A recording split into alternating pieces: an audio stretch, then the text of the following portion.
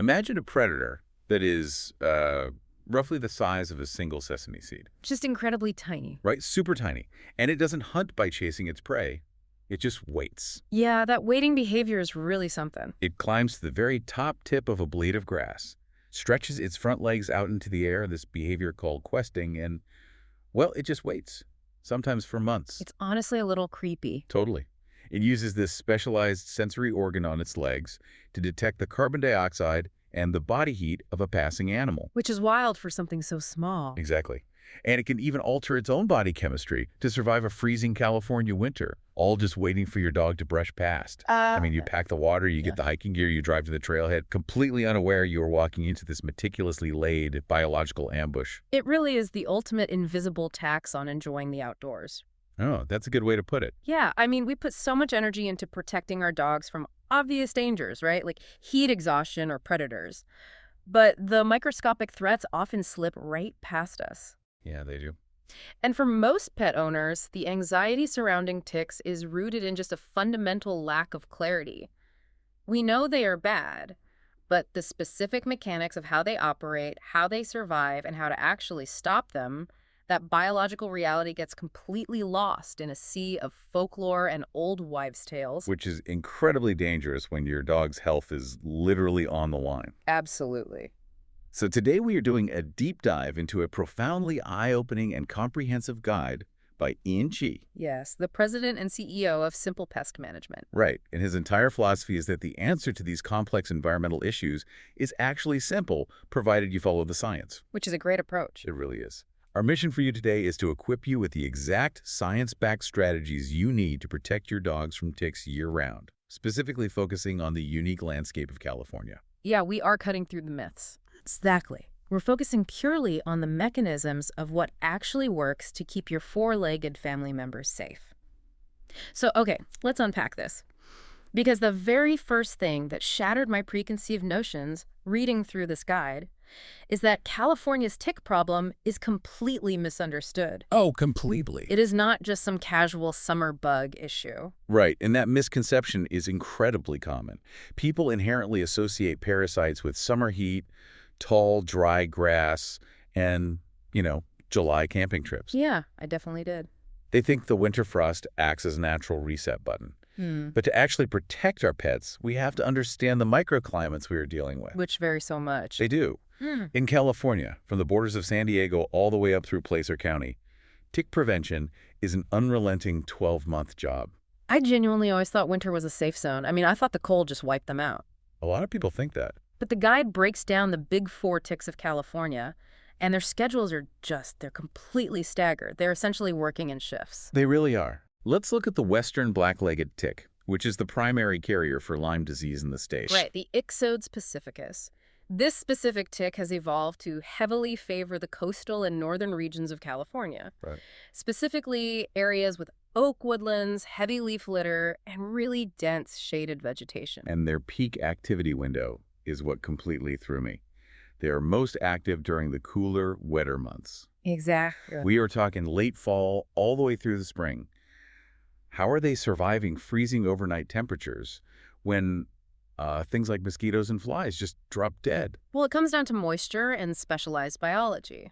The western black-legged tick is highly susceptible to drying out, or desiccation. Oh, so they dry up easily. Right. The intense dry heat of a California summer is actually far more deadly to them than the cold, so they retreat deep into the damp leaf litter during the summer to survive. That makes sense. Then, when the autumn rains arrive and the temperature drops, the humidity at the ground level rises. That moisture acts as their shield. It allows them to climb up into the vegetation and begin questing. They literally wait for the wettest, coldest part of the year to hunt. So just when you think the morning frost has killed off all the pests and it is totally safe to let your dog go plunging through the wet piles of oak leaves, you are actually walking into their absolute peak hunting season. Exactly. And as the spring rains stop and the environment begins to dry out, the western black-legged tick retreats. And that's when the American dog tick takes over the shift. Right. The guide notes the American dog tick is incredibly widespread across the state. They love grassy areas mixed with shrubs, and they are built for those classic spring and summer conditions. Yeah, very adaptable. Now, they're less likely to carry Lyme, but the guide notes they carry Rocky Mountain spotted fever and tularemia. Which are also very serious. Definitely. Yeah. And right alongside them, you have the Pacific Coast tick, which hangs out in the chaparral, the drier grasslands, and right along the edges of the dirt trails where you are probably walking your dog. That one transmits Rocky Mountain spotted fever and something called 364D rickettsiosis. What's fascinating here is how California's incredibly diverse microclimates provide a perfect habitat for every stage of these life cycles. It really is. You have different species perfectly adapted to completely different temperatures, humidity levels, and landscapes. Yeah, it's like a relay race. They are quite literally handing the baton to each other as the seasons change, ensuring there is no true off-season. Handing off the baton of terror, really. Yeah, pretty much. But hold on. If the American dog tick and the Pacific Coast tick dominate the dry trails, and the western black-legged tick dominates the wet oak woodlands, the fourth tick on this list completely shatters the rules of where we think ticks belong. The brown dog tick? Yes. This one completely changed how I view the whole problem. The guide points out that while it thrives in warmer southern areas like San Diego and Riverside counties, it possesses this bizarre biological loophole. It does. It can complete its entire life cycle indoors. It is a profound anomaly in the parasite world. The vast majority of tick species absolutely require the fluctuating humidity and environmental conditions of the outdoors to survive. Right, the molt and transition and all that. Exactly, to go through their larval, nymph, and adult stages. But the brown dog tick has adapted to survive in incredibly low humidity environments. Wait, so I could theoretically get a tick infestation inside my kennel or house. It's not just a wilderness problem. That is the exact reality. Oh, wow. If an infested dog brings a pregnant female brown dog tick inside, she can detach, hide in the cracks in your baseboards, inside your dog's bedding, or inside a kennel, and lay thousands of eggs. Thousands. Inside the house. Yes. Because they are uniquely adapted to dry environments, those eggs will hatch, and the entire life cycle will continue right there in your climate-controlled home. That is a deeply, deeply unsettling thought. It's the ultimate unwanted house guest who refuses to leave your living room. It really is. But it also bridges a massive gap in understanding. Because if the brown dog tick can infest my living room, what exactly is it bringing into my house? The diseases. Right. We're not just talking about itchy bug bites here. We have to talk about the invisible threat, the severe and often completely hidden diseases these parasites transmit into our dogs' bloodstreams. Lyme disease is certainly the most well-known, and for good reason. It is caused by a corkscrew-shaped bacterium called Borrelia burgdorferi, Okay. which, as we established, is primarily transmitted by the cold weather-loving western black-legged tick. The symptoms Ian Chi's guide outlines are terrifying, purely because they are so ambiguous. Yes, very hard to pin down. For a dog, Lyme doesn't usually present with that classic human bullseye rash. Instead, it causes this shifting lameness. Right. Your dog might limp on their front left leg on Tuesday, seem fine on Wednesday, and then be limping on their back right leg by Friday. Exactly. They get fevers, they lose their appetite, their joints swell up, and if it goes unchecked, it can attack their kidneys and heart. The mechanism behind that shifting lameness is incredibly insidious. Those corkscrew-shaped bacteria burrow deep into the dog's joint tissue and synovial fluid. Just the thought of that. The dog's immune system detects the invader and sends white blood cells to attack it, causing intense localized inflammation. Which is the limp. Right. But the bacteria then migrate to a different joint, and the immune system chases them there.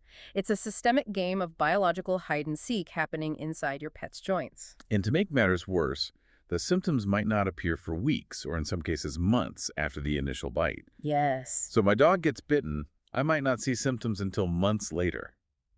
How is a pet owner supposed to connect those dots after so much time has passed? It makes diagnosis incredibly challenging. And it's not just Lyme. You mentioned several highly technical names earlier. Right, anaplasmosis, ehrlichiosis, babesiosis, and Rocky Mountain spotted fever. These are not merely bacterial infections. They are targeted attacks on a dog's fundamental biology. Let's demystify those, because the names sound like a medical textbook. Yeah. What are they actually doing to the dog? Well, take babesiosis, which can be transmitted right in your living room by that brown dog tick. Babesia is a microscopic parasite that physically invades and destroys your dog's red blood cells. Oh, wow.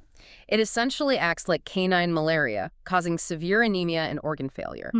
Ehrlichiosis and anaplasmosis operate differently. How so? They specifically target and destroy the dog's white blood cells, devastating the immune system and causing severe bleeding disorders. That's terrifying. And Rocky Mountain spotted fever attacks the endothelial cells, the actual lining of the dog's blood vessels, which can lead to fatal internal bleeding if not treated immediately. So we were talking about microscopic invaders destroying red blood cells, white blood cells, and blood vessels. The stakes are incredibly high. They really are. But the guide offers a massive glimmer of hope.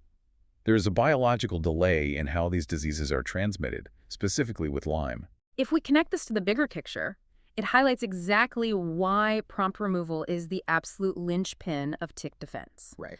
The science shows us that for Lyme disease, the tick typically needs to be attached for 24 to 48 hours to actually transmit the bacterium into the dog's bloodstream. Okay, a 24 to 48-hour grace period. Why is there a delay? If the tick is biting the dog immediately, why doesn't the disease transfer immediately? It comes down to where the bacteria live inside the tick. The Borrelia bacteria reside in the tick's midgut, essentially completely dormant. Okay. When the tick latches on and begins drawing warm dog blood into its gut, that warmth and the nutrients act as an alarm clock. So they wake up. Exactly. The bacteria wake up, begin rapidly multiplying, and then they have to physically migrate from the tick's gut up through its body and into its salivary glands before they can be injected into the dog. Wow, so it's quite a journey for them. It is. That biological migration takes roughly 24 to 48 hours. So the clock starts the moment they latch on. Because we have that bacterial migration window, fighting them fast isn't just a good idea. It is the only way to beat the biology. Absolutely. Which means early detection and proper mechanical removal become the absolute most important skills a pet owner can have. Let's talk about the art of the tick check, because according to the guide, your eyes are going to fail you. It truly must be a tactile art. You cannot rely on your vision, especially if your dog has a dark, thick, or double coat. A visual scan will miss almost everything. You have to use your hands. You run your hands slowly over your dog's entire body, pressing down to feel the skin beneath the fur. Yes, very methodically. And remember the scale here. An unfed tick is the size of a sesame seed or a pinhead. Even a fully engorged one after feeding for days is only the size of a small grape. You're feeling for a tiny, firm lump attached to the skin. And you must be meticulous about the geography of the check. Ticks are opportunistic when they climb aboard, but they actively seek out specific, protected microenvironments on the host's body before they actually bite down. They want dark, warm areas with thin skin where they won't be easily scratched off. The guide lists the primary hiding spots, and they are sneaky. You need to check inside the flaps of the ears, around the eyelids, which is just horrifying to think about. It is. Deep under the collar, where the fur gets matted, between the webbing of the toes, high up in the armpits, around the base of the tail, and in the groin area. You basically have to part the fur with your fingers and use a good flashlight. Consistency is your best weapon here. The guide highlights a brilliant habit utilized by clients in Placer and Sacramento counties. Oh, the car checks. Right. They make the tactile tick check part of their immediate post-hike routine. They actually examine their dogs right there at the trailhead before even opening the car doors. That makes perfect sense. Don't even let the tick cross the threshold of your vehicle. Keep the problem entirely outside. Make it a positive experience for the dog. Use high-value treats, offer praise, make it a little massage they look forward to. But let's say you are doing the check. You run your hand down their neck, and you feel that firm little lump. And there it is. You part the hair, and there it is. Here's where it gets really interesting and, frankly, a little gross. We have to talk about the extreme danger of folk remedies. The removal process is where a significant number of pet owners panic. And unfortunately, that panic often leads them to search the internet and reach for terrible, dangerous advice. Yes. The guide aggressively debunks old wives' tales, like applying a hot match to the tick's body, covering it in petroleum jelly, or painting it with nail polish. Right, the smothering myth. The old logic was that you could smother the tick or burn it, and it would voluntarily back out of the skin to breathe or escape the heat. It is a completely false premise, and it actively endangers your dog. Ticks do not breathe like we do, and they do not back out when threatened. So what do? When a tick bites, it actually secretes a cement-like substance from its mouth parts, physically gluing itself into your dog's skin. It cannot simply slide backward. So by putting Vaseline or a match on the tick, you are basically inducing a gag reflex, making the tick regurgitate all those disease pathogens straight into your dog's bloodstream. Exactly that. That is horrifying, but so crucial to know. By trying to smother the tick, you are essentially squeezing a biological syringe and forcing the tick to inject the disease into your pet. You bypass the 24-hour grace period entirely. That is just wild. Yeah. But it makes it so explicitly clear why Ian Shih stresses mechanical removal. You have to bypass the gag reflex. Right. You use fine-tip tweezers or a specialized pet tick removal hook. You bypass the body entirely and grasp the tick as incredibly close to your dog's skin as physically possible. You never squeeze the bulbous body of the tick. You grasp the head or mouth parts and you pull straight up away from the skin with steady, even unyielding pressure. No twisting, no jerking, no crushing. Why no twisting, actually? I always thought you were supposed to unscrew them. A tick's mouth part, called a hypostome, is covered in microscopic, backward-facing barbs, very similar to a fish hook. Yikes. If you twist the tick, you will snap that brittle mouth part right off. The body will come away, but the barbed head will remain embedded in your dog's skin. Which is bad. Very bad. It acts like a splinter and drastically increases the risk of a secondary bacterial infection. Pull straight out, steadily until the skin tenses up and the tick releases its grip. And once it is out, you are done. You need to clean the bite area with rubbing alcohol or soap. And you need to protect yourself. Never crush a tick between your fingernails.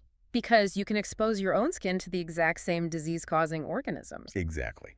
The guide suggests a really smart, proactive step. Save the tick, drop it in a small sealed container or a pill bottle, submerge it in a little rubbing alcohol, and write the date on it. It is essentially preserving the biological evidence. Yeah. If we go back to the delayed symptoms of Lyme disease, if your dog develops a strange limp 3 months down the road, you don't have to guess. You just hand that preserved tick over to your vet. Exactly. Modern testing facilities can extract the DNA from that specific tick and analyze it for the exact pathogens it was carrying. It completely eliminates the guesswork from your dog's diagnosis and treatment plan. Okay, so we understand the biology of how they survive the winter. We know how the diseases destroy the blood cells, we know how to check for them manually, and we know how to pull them off safely. Yes. But let's be honest, if we want to avoid the stress of tweezers and the anxiety of the 24-hour transmission clock altogether, we need to stop them from ever reaching the dog in the first place. Prevention is always vastly superior to treatment. We need to talk about prevention, starting with the environment we control the most, our own backyards. Ian Shih's guide outlines a multi-layered defense-in-depth approach. The foundation is the medical side consulting your veterinarian about systemic products. Like oral chews or topicals. Right, or specialized collars that are tailored to your dog's weight and the specific tick species prevalent in your zip code. That is layer one. Layer two is behavioral. Remember that questing behavior we talked about at the beginning? Ticks sitting on the tips of tall grass waiting for carbon dioxide. Exactly. If you know how they hunt, you know how to avoid them. When you're out walking, keep your dog in the center of the cleared dirt trails. Do not let them plunge through the tall, unmanaged grass or the heavy leaf litter. Especially during those damp winter and spring months. But layer three is where I think homeowners have the most control and where they often do the least environmental yard defense. The environment immediately surrounding your home is statistically the primary zone of exposure, simply because it is where your dog spends the vast majority of their outdoor time. The guide offers incredibly practical landscaping advice to disrupt the tick's microclimate. Keep the lawn mowed short to allow sunlight to hit the soil. Rake up the damp leaf litter and trim back overgrown vegetation. Yes, all very important steps. But my absolute favorite tactic mentioned in the guide is creating a physical border. They suggest laying down a 3-foot wide border of gravel or dry wood chips between your manicured lawn and any wild wooded areas. It is a brilliant exploitation of the tick's greatest biological vulnerability, desiccation. Drying out. Right. We discussed how they require high ambient humidity to survive. A wide strip of sun-baked, dry gravel drops the local humidity to near zero. Wow. It is essentially an impassable desert to a tick. If they attempt to crawl across it to reach your lawn, they will dry out and die before they make it halfway. So you're essentially building a dry, sunny moat of gravel around your yard that ticks are too dried out to cross. That's brilliant. It's medieval castle defense tactics applied to modern landscaping. It really is. And that concept leads perfectly into the professional role that a company like Simple Pest Management plays. Right. While homeowners can do a great deal with gravel borders and lawnmowers, professional intervention tackles the breeding populations at a systemic level. The guide details how their technicians actually approach a property, and it's not what I expected. They don't just show up and spray chemicals randomly all over your grass. No, they conduct deep, thorough property inspections. They are hunting for those exact microhabitats we've been talking about. The damp wood piles, the crevices in stone walls, the dense shaded perimeter foliage where ticks survive the summer heat. They utilize targeted applications in what they call the transitional zones. What are those? These are the precise borders between the safe, manicured lawn and the wild woods.